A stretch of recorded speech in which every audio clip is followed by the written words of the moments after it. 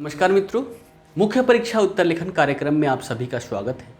और आज पिछले वर्ष पूछे गए प्रश्नों में से एक प्रश्न का विश्लेषण यहाँ पर देखने वाले हैं। और प्रश्न की बात करें तो हमारा प्रश्न है, बिहार के विशेष संदर्भ में 1857 की क्रांति के महत्व की आलोचनात्मक विवेचना कीजिए। प्रश्न क्या है? बिहार के विशेष संदर्भ में 1857 की क्रांति के महत्व की आलोचनात्मक विवेचना कीजिए। और इस प्रश्न की बात करें तो ये प्रश्न 56वीं से 59वीं का जो मुख्य परीक्षा हुआ था 2016 में, वहां पर पूछा गया ये प्रश्न है। आज के इस वीडियो के माध्यम से हम इस प्रश्न का फॉर्मेट जो होगा, फॉर्मेट में क्या क्या सम्मिलित होना चाहिए, इस पर हम यहाँ पर परिचर्चा करने वाले हैं। और बिहार से संबंधित ये जो 1857 की क्रांति थी, इसमें बिहार के संदर्भ में जितनी भी महत्वपूर्ण चीजें हैं, यहाँ से देखा जाए तो 2-3 प्रश्न प्रारंभिक परीक्षा में भी पूछे जा चुके हैं, वो सारी चीजें भी यहाँ पर आप सभी को देखने को मिलेगा। तो आप इन सभी चीजों को नोट आउट कीजिए, है ना। और ये वीडियो देखने के बाद आप सभी इसका उत्तर लिखिए, और उत्तर लिखकर जो हमारा टेलीग्राम ग्रुप है mains answer writing for BPSC, वहां पर पीडीएफ फॉर्म में स्कैन करके आप सभी वहां पर अपने उत्तर को भेजें, ताकि मैं उन सभी उत्तर का रिव्यू भी कर पाऊं। ठीक है, तो चलिए यहां पर देखते हैं इसका उत्तर क्या होना चाहिए। तो मुख्य परीक्षा का जो उत्तर होता है सभी को पता है 3 भागों में होता है। पहला इंट्रोडक्शन, दूसरा मुख्य भाग, और तीसरा बात करें तो तीसरा यहाँ पर होता है निष्कर्ष। जहां पर भी निष्कर्ष हो वहां पर डालना चाहिए, जहां पर ऐसा लगता है कि निष्कर्ष की आवश्यकता नहीं है तो वहां पर निष्कर्ष नहीं देना चाहिए। ठीक है, चलिए यहां पर देखते हैं। सबसे पहले इंट्रोडक्शन, पहला भाग में हमें इंट्रोडक्शन देना है। यानी कि इंट्रोडक्शन आप सभी को पता है कि जो भी प्रश्न में जो चीज यहां पर पूछा गया है उसी के बारे में बता देना हमारा इंट्रोडक्शन कहलाता है। इंट्रोडक्शन की बात करें तो यहां पर मैं बहुत कुछ बताने वाला हूं, लेकिन इतना डिटेल में नहीं बताना है। इंट्रोडक्शन की बात करें तो 60 से 70-80 शब्दों में इसको इंट्रोडक्शन के रूप में इन सभी चीजों को बता देना है। तो इंट्रोडक्शन हम किसका देंगे यहाँ पर? 1857 की क्रांति, है ना। 1857 की क्रांति, थोड़ी सी इसकी पृष्ठभूमि बताएंगे कि आखिर ये हुआ क्या, क्या क्या कारण रहे जिसके परिणाम स्वरूप 1857 की क्रांति हुई। और तब ये बताने के बाद पैराग्राफ चेंज करेंगे और मुख्य भाग के रूप में बिहार के विशेष संदर्भ में 1857 की क्रांति से संबंधित जितनी सारी बातें हैं, महत्वपूर्ण व्यक्तित्व है, उन सभी को यहाँ पर हम सम्मिलित कर लेंगे। तब हमारा उत्तर यहाँ पर कंप्लीट हो जाएगा। ठीक है, चलिए शुरू करते हैं। तो 1857 की क्रांति जो हम इंट्रोडक्शन देंगे, इसमें सबसे पहले तो कारणों को बताएंगे, क्या क्या कारण रहे। जैसे यहाँ पर आर्थिक कारण हम दे सकते हैं, राजनीतिक कारण दे सकते हैं, सामाजिक धार्मिक कारण दे सकते हैं, प्रशासनिक कारण दे सकते हैं, है ना। उसके बाद यहाँ पर जो बाहरी जो भी रिजल्ट हुआ था, जैसे प्रथम आंग्ल अफगान युद्ध हुआ था, है ना, क्रीमिया का युद्ध हुआ था, इसमें अंग्रेजों की जो असफलता रही, ये भी एक मुख्य कारण के रूप में देख सकते हैं। या ये जो इसमें हम ये भी सम्मिलित कर सकते हैं कि सिपाहियों का जो असंतोष था, वो सारी चीजें, जो सबके बारे में थोड़ी थोड़ी चर्चा करते हुए हम आएंगे मुख्य भाग पर। ठीक है, चलिए कारण की बात करें यहाँ पर, तो भारत में जो ब्रिटिश शासन की स्थापना हुई, स्थापना की बात करें तो 1757 प्लासी की युद्ध, है ना, 64 बक्सर का युद्ध। और इसके साथ ही क्या हुआ कि भारत में ब्रिटिश शासन की स्थापना हुई, और स्थापना के पश्चात उनके द्वारा जो यहाँ पर नीतियां अपनाई गई, है ना, जो भी नीतियां इनके द्वारा अपनाई गई और उसका जो स्वरूप यहाँ पर रहा, इन सभी से क्या हुआ, लोगों के मन में असंतोष की भावना यहाँ पर जागृत होने लगी, जो किसी न किसी रूप में विद्रोह के रूप में दिखाई पड़ती चली आ रही थी। लेकिन मुख्य रूप से देखें तो बहुत सारे लोगों के मन में क्या था, इन सभी नीतियों के स्वरूपों के विरुद्ध में असंतोष था। और वहीं अंततः एक पूरे भारतीय परिदृश्य में 1857 की क्रांति देखने को मिली। ठीक है, पृष्ठभूमि में ऐसे हम लिखते हुए चलेंगे। चलिए, इसमें आर्थिक कारण क्या क्या रहे सब समझ लेते हैं, फिर मैं एक बार बता दूंगा कि कैसे इसको हम इंट्रोडक्शन में लिख सकते हैं कम शब्दों में, है ना। आर्थिक कारणों की बात करें तो आर्थिक कारण क्या रहा, जैसे यहां पर देखें तो यहां पर सबसे पहले तो कृषि ही ले ले। कृषि अगर देखें तो कृषि में इनकी अन्य नीतियां लाई गई, है ना। उन नीतियों के माध्यम से क्या हुआ कि जो कृषि थी, कृषि पर लगान अत्यधिक वसूले गए, लेकिन कृषि पर खर्च ना के बराबर किया जाता था। इससे क्या हुआ, कृषकों के मन में असंतोष बढ़ा, है ना, कृषकों के मन में असंतोष बढ़ा। उसके बाद यहां पर देखें तो 1813 में क्या हुआ कि एक तरफा मुक्त व्यापार की नीति यहां पर लाई गई। एक तरफा मुक्त व्यापार की नीति मतलब देखें तो जो ब्रिटेन था, ब्रिटेन से कोई भी वस्तु, यूरोप से कोई भी वस्तु अगर आयात किया जाए तो आयात कर यहां पर आयात कर में छूट दी गई। साथ ही एक तो वहां से सामान, वहां पर क्या हुआ, मशीनों से सामान को बनाया जा रहा है जिसमें लागत कम आती है। और भारत में देखें तो हाथों के द्वारा हस्तशिल्प जो था उसके माध्यम से यहां पर सामान बनाए जाते थे जिसमें लागत अत्यधिक आती थी। तो इसके विपरीत देखें तो यूरोप से जो भी सामान यहां पर आयात किया जा रहा था तो आयात कर में छूट दी गई। और साथ ही भारत में जो सामान उत्पादित हो रहा था उस पर देखा जाए तो टैक्स ज्यादा से ज्यादा लिया गया। तो इससे क्या हुआ कि जो अंग्रेजी सामान थी, है ना, जो ब्रिटेन से सामान आती थी और वही सामान जो भारत में बनती थी, दोनों के लागत मूल्यों में बहुत बड़ी अंतर देखने को मिली। परिणामतः क्या हुआ कि इससे ब्रिटिश का जितना भी सामान था उसको प्रोत्साहन मिला और भारतीय सामानों को यहां पर बड़े स्तर पर हानि हुई और वो बर्बाद होकर रह गए। तो इससे क्या हुआ कि यहां पर जो उद्योग से संबंधित लोग थे, है ना, साथ ही यहां पर व्यापारी थे, व्यापारियों को भी इससे क्या हुआ, बड़े स्तर पर हानि हुई। और इससे क्या हुआ कि इन लोगों के मन में भी असंतोष की भावना देखने को मिली। उसके बाद देखें इसके साथ ही यहां पर क्या हुआ, रेल सेवा प्रारंभ किया गया। और रेल सेवा के माध्यम से जहां पर छोटे छोटे जो क्षेत्र थे वहां तक अंग्रेजी व्यापारियों की पहुंच बनी और वहां तक अंग्रेजी सामानों को पहुंचाया गया। परिणामतः पूरे भारत में जो लघु कुटीर उद्योग था भारत का, जिसके सहारे यहां के लोग जीवन अपना निर्वाह कर रहे थे, वो सभी बर्बाद हो चुके। इसी से देखें तो यहां पर जो भी कृषक थे, व्यापारी वर्ग था, है ना, उद्योग से संबंधित जितने भी लोग थे, सभी के मन में असंतोष की भावना यहां पर देखने को मिली। ठीक है, यह हो गया आर्थिक कारण के रूप में। दूसरा यहां पर देखिए राजनैतिक कारण। तो राजनैतिक कारण में हम देख सकते हैं जैसे सहायक संधि, है ना, सहायक संधि वेलेस्ली के द्वारा लाया गया सहायक संधि। और इसके माध्यम से क्या हुआ कि जो ब्रिटिश क्षेत्र था उसका विस्तार हुआ। और इसके साथ ही क्या हुआ कि भारतीय जितने भी क्षेत्र थे उन सभी की स्वतंत्रता यहां पर समाप्त हो गई। तो इससे क्या हुआ, जिसकी भी स्वतंत्रता समाप्त हुई उसके मन में भी विद्रोह की भावना पनप रही थी। ठीक है, उसके बाद गोद निषेध की नीति आप सभी ने पढ़ा होगा, लॉर्ड डलहौजी के द्वारा लाया जाता है गोद निषेध की नीति। और इससे भी क्या हुआ कि इससे भी जिन जिन राजाओं के पुत्र नहीं थे उनका जितना भी राज्य था वो हड़प लिया गया, है ना, इसे हड़प नीति के नाम से जाना जाता है। तो इन दो कारणों से, एक तो सहायक संधि और दूसरा गोद निषेध की संधि, इन दोनों के माध्यम से क्या हुआ कि राजा यहां पर असंतुष्ट थे और उनके मन में भी असंतुष्टि के कारण विद्रोह की भावना जागृत हुई थी, है ना। उसके बाद यहां पर देखें सामाजिक धार्मिक कारण।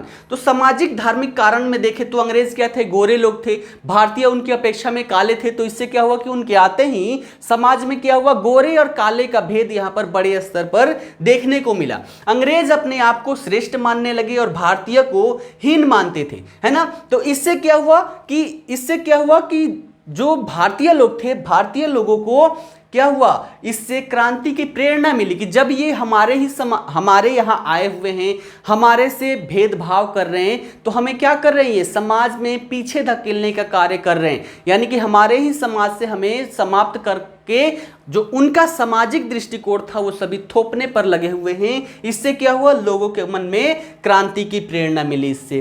उसके साथ ही इसमें देख सकते हैं कि ये क्या थे, ईसाई धर्म से संबंधित थे और ईसाई लोग यहाँ पर अपना धर्म प्रचार कर रहे थे। तो ईसाई धर्म का प्रभाव भी यहाँ पर था। साथ ही साथ जो यहाँ पर पदोन्नति मिलती थी किसी भी कार्य में, तो उसमें भी अगर कोई भारतीय ईसाई धर्म को मान लेता था, है ना, ईसाई धर्म को मानने लगता था, तो उसकी पदोन्नति यहाँ पर कर दी जाती थी। तो ये सभी कारण रहे जिसके कारण से क्या हुआ, भारतीय लोगों के मन में क्रांति की भावना को जागृत किया। ठीक है, उसके बाद यहां पर प्रशासनिक कारण देख सकते हैं, यानी कि यहां पर बड़े स्तर पर, प्रशासनिक स्तर पर, बड़े स्तर पर क्या हो रहा था, भ्रष्टाचार देखने को मिला। इससे भी लोगों के मन में असंतोष देखने को मिला।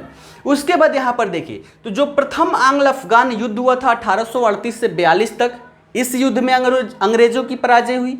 ठीक है, उसके बाद क्रीमिया का युद्ध हुआ, इसमें भी अंग्रेजों की पराजय हुई।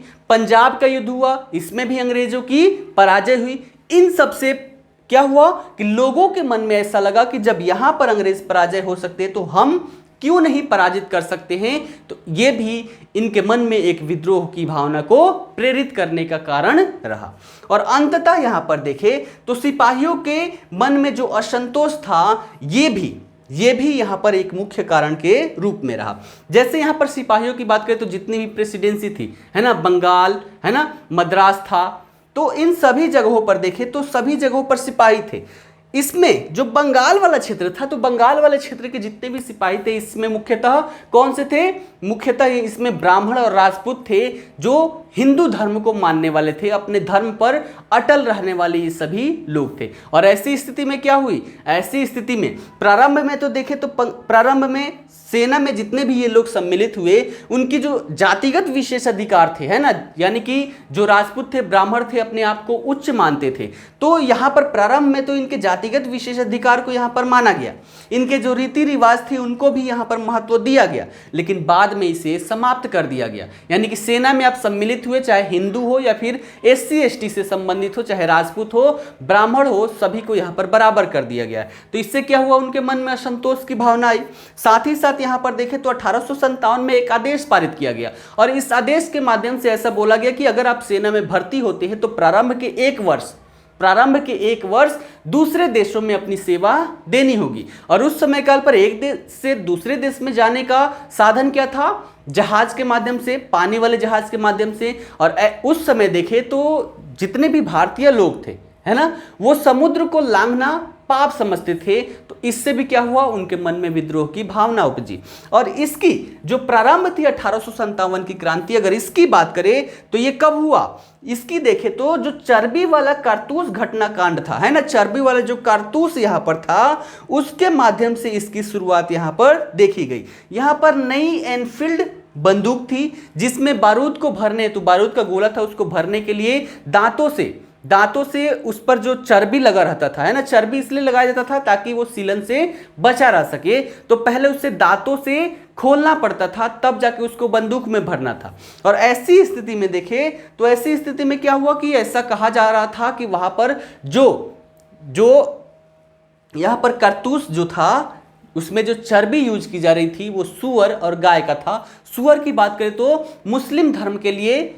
मुस्लिम धर्म में इसको महत्व दिया जाता है, और गाय की बात करें तो हिंदू धर्म में महत्व दिया जाता है। तो इससे क्या हुआ कि दोनों ही, हिंदू और मुस्लिम दोनों के मन में असंतोष की भावना प्रकट हुई। और इसी को देखते हुए बैरकपुर छावनी के मंगल पांडे थे, उनके द्वारा 29 मार्च 1857 में विरोध प्रारंभ किया गया और यहीं से इसकी शुरुआत मानी जाती है। लेकिन अगर कारणों को देखें तो कारण इतनी सारी थी। आर्थिक कारण थे जिसकी वजह से कृषक थे, व्यापारी वर्ग थे, उद्योग से संबंधित लोग थे, इनके मन में विद्रोह की भावना उठी थी, है ना। सभी लोग एक कारण ढूंढ रहे थे, ठीक है, एक कारण ढूंढ रहे थे जिससे अपनी विद्रोह को प्रदर्शित कर सके।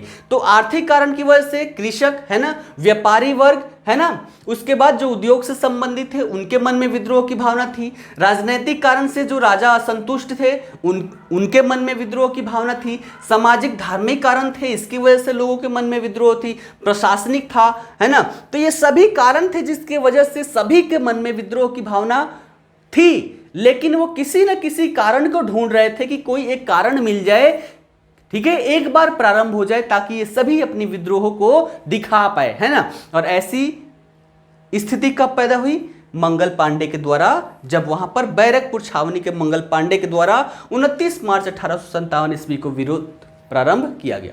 तो इतने सारे कारण रहे, लेकिन इंट्रोडक्शन में इतने सारे कारण अगर लिखे तो यही 300 से 400 शब्द हो जाएंगे। तो इतनी सारी चीजें नहीं लिखनी है इंट्रोडक्शन में, बस हमें बताना है कि क्या, कैसे बताएंगे कि जो 1857 की क्रांति थी, है ना, भारत में प्रारंभ यहां से करेंगे। भारत में जन जागरूकता जो थी उससे पहले 1857 की जो क्रांति थी सबसे बड़ी क्रांति मानी जाती है, जिसमें पूरे भारतीय लोगों ने सम्मिलित होकर अपना विद्रोह दिखाया। ये जो विद्रोह था भारत में ब्रिटिश शासन की स्थापना के पश्चात अपनाई गई जितनी भी अनेक नीतियां थी और उन नीतियों का स्वरूप था, उसी के विरुद्ध ये असंतोष की भावना प्रकट हुई। परिणामतः 1857 की क्रांति यहां पर देखने को मिली, जिसके आर्थिक कारण, राजनैतिक कारण, सामाजिक कारण, प्रशासनिक कारण, इसके साथ साथ सिपाहियों के मन में जो असंतोष था, ये सभी कारण थे जो फुटकर 1857 की क्रांति में देखने को मिला। ऐसे हम इंट्रोडक्शन लिख सकते हैं, आप अपने भाषा में कुछ और भी लिख सकते हैं। ठीक है, चलिए अब मुख्य भाग में आते हैं, क्योंकि परीक्षा यहाँ पर प्रश्न की बात करें तो प्रश्न क्या है, बिहार के विशेष संदर्भ में 1857 की क्रांति के महत्व की आलोचनात्मक विवेचना कीजिए। तो हम बिहार के विशेष संदर्भ में इसको देखते हैं, है ना। तो बिहार की बात करें तो ये प्रारंभ कब हुआ था, 29 मार्च 1857। लेकिन बिहार में बात करें तो बिहार में 12 जून 1857 ईस्वी को प्रश्न के रूप में यह पूछा जा चुका है। यहां से देखें तो 3-4 प्रश्न प्रारंभिक परीक्षा में पूछे जा चुके हैं। ठीक है, तो बिहार में 12 जून 1857 ईस्वी को देवघर जिला का जो रोहिणी गांव था, है ना, रोहिणी नामक गांव था, वहां से प्रारंभ हुआ।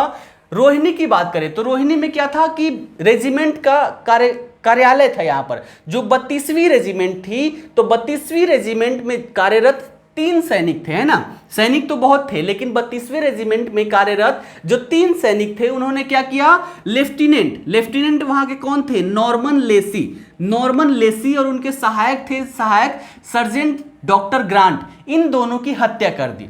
कब प्रारंभ हुआ, बिहार में 12 जून 1857 ईस्वी को देवघर जिला के जो रोहिणी नामक गांव था, वहां से प्रारंभ हुआ। वहां पर क्या था, जो 32वीं रेजिमेंट थी उसी में काम करने वाले जो 3 सैनिक थे, 3 सैनिकों के द्वारा वहां के लेफ्टिनेंट नॉर्मन लेसी और उनके सहायक थे सर्जेंट डॉक्टर ग्रांट, इन दोनों की हत्या कर दी, है ना। इन दोनों की हत्या कर दी। हत्या करने के पश्चात वहां के मेजर मैकडोनाल्ड ने बड़ी कठोरता के साथ इस विद्रोह को दबाया, है ना। और अंततः देखे तो 16 जून 1857 ईस्वी को तीनों सैनिकों को पकड़ा और पकड़कर फांसी पर लटका दिया। ठीक है, तो 12 जून 1857 को कहां प्रारंभ हुआ, बिहार में। कहां से, रोहिणी नामक गांव से। ये गांव कहां है, देवघर जिला में। ठीक है, इनको फांसी पर लटका दिया गया और फांसी पर लटकाने के साथ ही ये जो रेजिमेंट थी, इसका जो कार्यालय था, कार्यालय को स्थानांतरित कर दिया गया और जो रोहिणी था, रोहिणी से स्थानांतरित करके भागलपुर में स्थापित कर दिया गया। उसके बाद देखें तो 3 जुलाई 1857 ईस्वी को 3 जुलाई 1857 ईस्वी को जो पटना सिटी थी, पटना सिटी में संघर्ष प्रारंभ हुआ, जिसका नेतृत्व देखें तो नेतृत्व पीर अली के द्वारा किया जा रहा था। पीर अली की बात करें तो ये एक पुस्तक विक्रेता थे। तो पीर अली के नेतृत्व में जो पटना सिटी थी, पटना सिटी में संघर्ष प्रारंभ हुआ 3 जुलाई 1857 ईस्वी को। और इनके नेतृत्व में देखे, पीर अली के नेतृत्व में लगभग 200 विद्रोही मुगल सम्राट, उस समय देखे तो बहादुर शाह थे, तो मुगल सम्राट का जो झंडा था, झंडा लेकर सड़क पर निकल पड़े। जब ये सड़क पर निकले तो इनका मुकाबला हुआ किससे, अंग्रेजी अधिकारी था कौन, लॉयल, है ना, अंग्रेजी अधिकारी था लॉयल, और उसके सैनिकों से इनका मुकाबला हुआ। जब ये मुकाबला हुआ, इसी मुकाबला में पीर अली ने लायल को गोलियों से भून डाला, है ना। पीर अली ने लायल को गोलियों से भून डाला और इस घटना के पश्चात पीर अली के साथ साथ उनके 16 साथियों को, मतलब 16 में पीर अली भी सम्मिलित थे, तो पीर अली सहित 16 साथियों को गिरफ्तार कर लिया गया और गिरफ्तार करके उनको फांसी पर लटका दिया गया। जब इसकी सूचना दानापुर तक पहुंची, तो दानापुर तक इसकी सूचना पहुंचते ही दानापुर के 3 बटालियनों के द्वारा भी वहां पर विद्रोह आरंभ कर दिया गया। कब, जब इसकी सूचना वहां पर पहुंची, तो दानापुर के जो 3 बटालियन थे उनके द्वारा भी क्या हुआ, विद्रोह आरंभ कर दिया गया। यहां तक बात ध्यान में रखिएगा, ये अभी आगे आकर जुड़ने वाला है। ठीक है, ये जो विद्रोह था जब पटना सिटी में प्रारंभ हुआ, तो पटना के साथ साथ सारण, है ना, तिरहुत, आरा, शाहाबाद, ये जो क्षेत्र थे, इन सभी क्षेत्रों में भी तेजी से ये विद्रोह फैल गया। बाबू कुंवर सिंह की बात करें, है ना, बाबू कुंवर सिंह की बात करें तो ये शाहाबाद जिला का जो जगदीशपुर एस्टेट था, है ना, शाहाबाद जिला का जगदीशपुर एस्टेट, यहाँ के जमींदार थे कौन, बाबू कुंवर सिंह, वीर बाबू कुंवर सिंह। इन्हीं के नेतृत्व में विद्रोह प्रारंभ हुआ, है ना, विद्रोह प्रारंभ हुआ। इनके नेतृत्व में जो विद्रोह प्रारंभ हुआ, उनमें इनके जो सहयोगी थे, सबसे पहले तो इनके भाई अमर सिंह इनके सहयोगी के रूप में थे, भतीजा रथभंजन सिंह, निशान सिंह, हरिकिशुन सिंह, जयकृष्ण सिंह, और इनके साथ साथ देखें तो शाहबाद जिला के कुछ जमींदार थे, जैसे 4 जमींदार थे, नरहनन सिंह, जोहन सिंह, ठाकुर दयाल सिंह और विश्वेश्वर सिंह। ये सभी के सभी इनके सहयोगी के रूप में सम्मिलित हुए। तो बाबू कुंवर सिंह के द्वारा क्या हुआ, इनके नेतृत्व में विद्रोह प्रारंभ हुआ, जिनके सहयोगी के रूप में इनके भाई अमर सिंह, भतीजा रथभंजन सिंह, निशान सिंह, हरिकिशन सिंह, जयकृष्ण सिंह और इनके साथ साथ शाहबाद जिला के 4 है ना, शाहबाद क्षेत्र के 4 जमींदार नरहनन सिंह, जोहन सिंह, ठाकुर दयाल सिंह और विश्वेश्वर सिंह इनके सहयोगी के रूप में सम्मिलित हुए। वीर कुंवर सिंह की बात करें तो वीर कुंवर सिंह 10,000 सैनिकों के साथ 10,000 सैनिकों के साथ आरा की ओर प्रस्थान किए, है ना, 10,000 सैनिकों के साथ आरा की ओर प्रस्थान किए। जब ये आरा की ओर प्रस्थान कर रहे थे तो अभी हमने पहले क्या देखा कि दानापुर के 3 बटालियनों ने विद्रोह आरंभ कर दिया। तो जब ये आरा की ओर प्रस्थान किए, इसी क्रम में जो दानापुर छावनी के विद्रोही सैनिक थे, वो विद्रोही सैनिक भी इनके साथ आकर मिल गए। ठीक है, जब ये आरा प्रस्थान कर रहे थे तो ये भी विद्रोही सैनिक आकर इसमें मिल गए। यहां पर देखिए तो कैप्टन डनबर के नेतृत्व में दानापुर के लगभग 500 यूरोपीय व सिख सैनिकों को आरा भेजा गया इनके दमन हेतु, है ना। जब ये आरा की ओर प्रस्थान कर रहे थे तो इनके दमन हेतु कैप्टन डनबर के नेतृत्व में दानापुर के लगभग जो 500 यूरोपीय और सिख सैनिक थे उनको आरा में भेजा गया, परंतु 29-30 जुलाई को ये बुरी तरह से यहां पर पराजित कर दिए गए। किनके द्वारा? बाबू कुंवर सिंह के नेतृत्व में जो सेना वहां पर गई थी। उसके बाद देखें तो बंगाल आर्टिलरी के मेजर थे विंसेंट आयर, है ना, मेजर थे विंसेंट आयर। इन्होंने 2 अगस्त को बीबीगंज पर आक्रमण किया और यहां पर जिन सैनिकों को इनकी पराजय हो गई थी तो सैनिकों को यहां पर बंधक बनाया गया था। तो यहां पर 2 अगस्त को बीबीगंज पर आक्रमण किया कौन? Vincent Eyre. और उसने क्या किया कि जो भी अंग्रेजी सैनिक थे उनको छुड़ाने में ये यहां पर सफल रहा। उसके बाद देखिए 26 मार्च 1858 ईस्वी को देखे तो वीर कुंवर सिंह ने नाना साहब से मिलकर आजमगढ़ में अंग्रेजों को यहां पर हराया। उसके बाद देखे तो 23 अप्रैल 1858 को कैप्टन ग्रांटली के नेतृत्व में एक सेना आई, है ना, अंग्रेजी सेना आई और इस सेना को भी बुरी तरह से पराजित यहां पर किया गया। ठीक है, ये जो यहां पर संघर्ष हुआ कैप्टन ग्रांटली के नेतृत्व में जो अंग्रेजी सेना आई थी, इसमें जो संघर्ष हुआ, इसी संघर्ष में वीर कुंवर सिंह घायल हो गए और घायल होने के 2 दिन पश्चात इनकी मृत्यु हो गई। इनकी जब मृत्यु हो गई तो मृत्यु के पश्चात अमर सिंह जो इनके भाई थे, इनके द्वारा इस संघर्ष को आगे बढ़ाया गया और जो शाहबाद का क्षेत्र था, शाहबाद के क्षेत्र पर नियंत्रण कर लिया गया। ठीक है, तो इनकी मृत्यु के पश्चात संघर्ष को कौन आगे बढ़ाया, नेतृत्व कौन किया? अमर सिंह। ठीक है, यह भी प्रश्न के रूप में पूछा जा सकता है। ये विद्रोह जो था, ये विद्रोह मुजफ्फरपुर और गया क्षेत्र में भी व्यापक रूप धारण किए हुए था। मुजफ्फरपुर की बात करें तो मुजफ्फरपुर में इतना व्यापक रूप था कि यहाँ से जो यूरोपीय लोग यहाँ से डर के मारे पलायन करने लग गए थे। ऐसा व्यापक रूप मुजफ्फरपुर में देखने को मिला था। इसके साथ साथ गया में बात करें तो गया में जो सैनिक विद्रोही हो गए थे, तो गया के जो विद्रोही सैनिक थे उन्होंने क्या किया कि जेल पर हमला किया और जेल पर हमला करके अनेक विद्रोही जो वहां पर बंद किए गए थे उन सभी को यहां पर मुक्त कर दिया गया।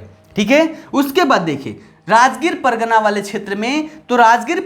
क्षेत्र में जो विद्रोह हो रहा था उसका नेतृत्व नामदार खान के द्वारा किया जा रहा था। तो नामदार खान के नेतृत्व में राजगीर परगना में विद्रोह हुआ। ठीक है, यहां पर बात करें 1857 का जो विद्रोह था, 1857 का विद्रोह लगभग पूरे राज्य में बड़े स्तर पर फैला हुआ था, लेकिन केवल एक क्षेत्र ही ऐसा था जहां पर यह विद्रोह देखने को नहीं मिला। वो क्षेत्र कौन सा था? मुंगेर वाला क्षेत्र। प्रश्न के रूप में यह भी पूछा जा सकता है कि 1857 की क्रांति से अछूता रहने वाला क्षेत्र निम्न में से कौन सा है? तो उत्तर क्या होगा हमारा? मुंगेर वाला क्षेत्र। ठीक है, तो पूरे बिहार में ये जो विद्रोह था वो फैला हुआ था बड़े स्तर पर, केवल मुंगेर वाला जो क्षेत्र था वो इससे अछूता रहा। तो मुख्य भाग के रूप में इतनी सारी चीजें यहां पर बताएंगे। अब इसमें निष्कर्ष भी देना बनता है, तो निष्कर्ष भी हम यहां पर देंगे।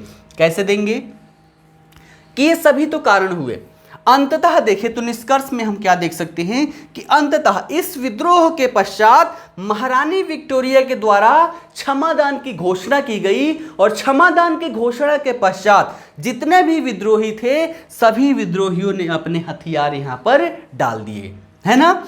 इस विद्रोह के पश्चात ही भारत में, ठीक है, भारत में नहीं, अगर बिहार के संदर्भ में हम लिख रहे हैं तो ऐसे लिखेंगे, इस विद्रोह के साथ ही ब्रिटिश ईस्ट इंडिया का शासन बिहार में ही नहीं, बिहार के साथ साथ पूरे भारत से समाप्त कर दिया गया, और भारत से समाप्त करके यहां पर ताज का शासन प्रारंभ किया गया। निष्कर्ष के रूप में ये सारी चीजें यहां पर डालेंगे। अंततः ये भी लिख सकते हैं कि ये जो यहां पर विद्रोह हुआ अंततः यहां पर तो समाप्त हो गया, लेकिन इसने समाप्त होने से पहले बिहार के साथ साथ भारत में ब्रिटिश ईस्ट इंडिया कंपनी की जो शासन थी उसको समाप्त किया, ताज के शासन की यहाँ पर स्थापना किया, और इसके साथ साथ लोगों में एक नई जन चेतना का जन्म दिया जो अंततः भारत को स्वतंत्र कराने में महत्वपूर्ण भूमिका निभाता है। ऐसे करके हम यहाँ पर निष्कर्ष भी दे सकते हैं,